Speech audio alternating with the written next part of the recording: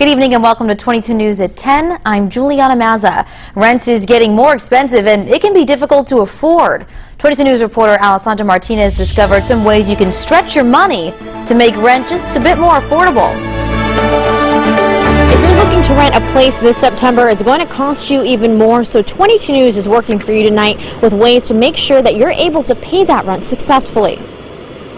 If you've been looking to rent a home or an apartment, you know it isn't cheap. The National Association of Realtors found over the last 5 years, rent's gone up about 15% across the country.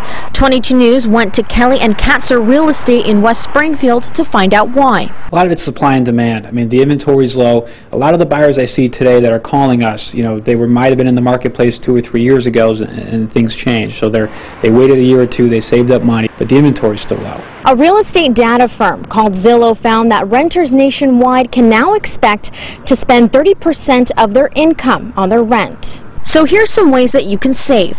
Consider expanding your search. Moving just a few miles outside of a major city can mean a big difference in price, and set a budget that you can stick to.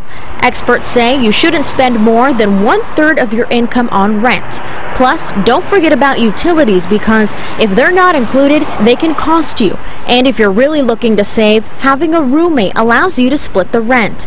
Joe Kelly says if you're not ready to buy your first home just yet, it's still important to start saving now. Try to figure out what they need to save. If they're not ready to buy a house yet, how much they need for a down payment, and that will help them going forward to be able to save for that down payment. You can find a list of these tips on our website, and that's WWLP.com. Live in Springfield tonight, Alessandra Martinez, 22 News.